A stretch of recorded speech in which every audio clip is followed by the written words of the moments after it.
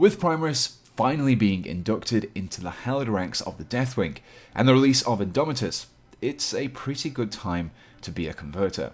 And so in this guide, I'll be showing you how to convert your Bladeguard Veterans into fully fledged Dark Angels Deathwing.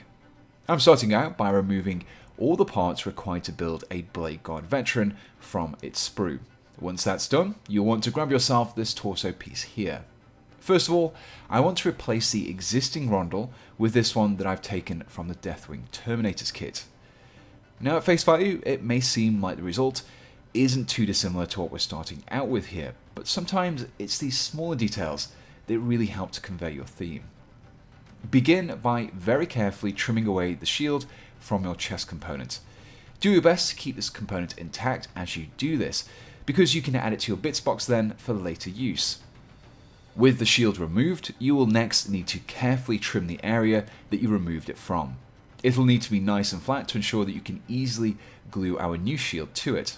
Similarly, you can trim down the small protruding bar from the back of the Deathwing rondel too.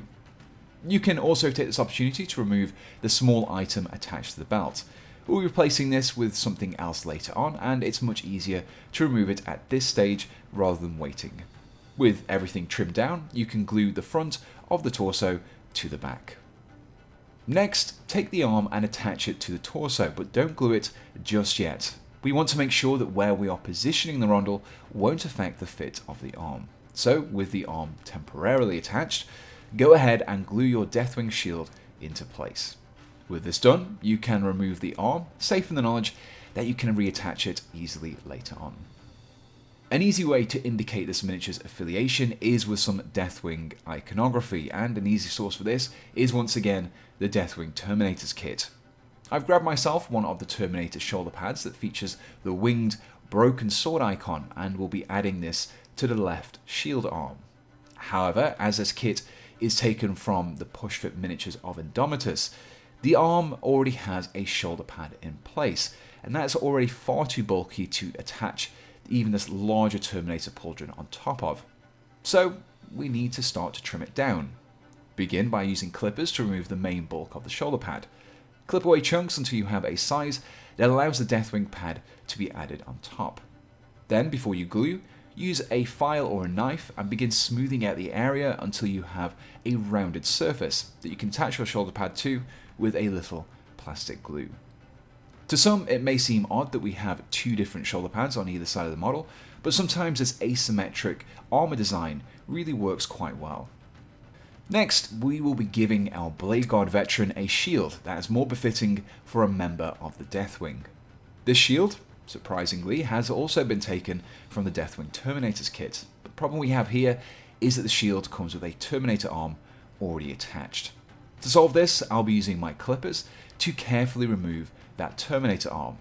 Cut away small pieces at a time, making sure that you keep the shield structure intact. Stop cutting when you get to the wrist, as we will need to retain the hand. With the arm mostly removed, you can start to smooth out the areas the arm previously covered. Use your knife or file for this, and ensure that the wrist joint remains flat and smoothed out too. With the shield ready, we are nearly ready to attach it to the arm. However, you will need to remove the tab from the left forearm of the Bladeguard Veteran before you are able to bring in your glue and attach the shield to the arm. In this next step, we're going to be making a slight adjustment to where the holstered heavy bolt pistol sits. Personally, I find that it makes the model look a little cluttered when it's at the front of the model, so I'll be moving it to the empty space at the back. Before we can do this, we need to carefully separate the holster from the knee pad. I'm using a knife here as it offers much more control and will do the least damage to either component. With the parts separated, we just need to clean up the two halves before gluing them into place. I'll next be adding a few accessories to the model, which will help to separate these models away from the regular rank and file. These can be sourced from a large number of kits. Space Marine kits feature plenty of purity seals and small reliquaries, whereas other interesting items like this chained key can also be found in the Flagellants kit. Glue these items to the belt or the model wherever you see fit. Finally, we need a head. The helmet that comes with the Bladeguard is already pretty good for that Deathwing aesthetic, but a hooded head is what we truly want. This has been taken from the Raven Wing sprue, but you can pick up hooded heads like this in a whole bunch of Dark Angel kits. Just grab the head of your choice and glue it to your Bladeguard Veteran. Now, normally I don't include the basing step in my conversion guides, but considering you guys seem to enjoy it in my Raven Wing Outrider guide, let's take a quick look at how I went about building the base. The material I'm using here is AK Interactive's 10mm carving foam. It's essentially a really high density foam that allows you to easily cut and carve it, and it will also maintain those finer details.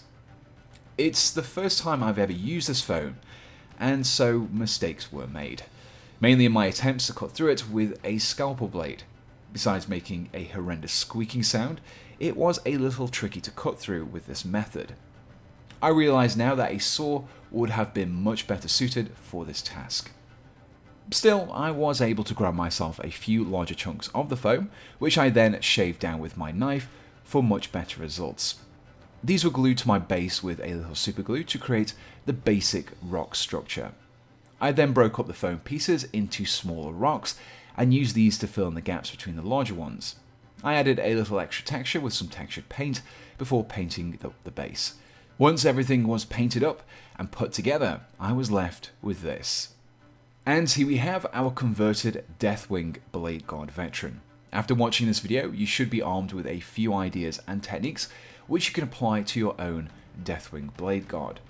For the individual components from the Deathwing Terminator's kit, I would recommend checking out Bitsbox, who helped me out with sourcing the parts needed for this video. But if it's full kits that you're after, then be sure to check out Firestorm Games using my affiliates link that's in the description below. They offer discounts on Games Workshop and other wargaming products, plus anything you buy after using that link will send just a little bit of money my way too at no extra cost to yourself, which I can then put directly into producing more of these videos. Alternatively, you can support me by becoming a member of my channel by hitting the join button below, or you can check out my Patreon page, which has a link in the description.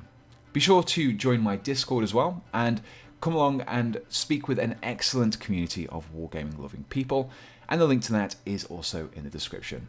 So the only thing left to say is, thanks for watching, and goodbye.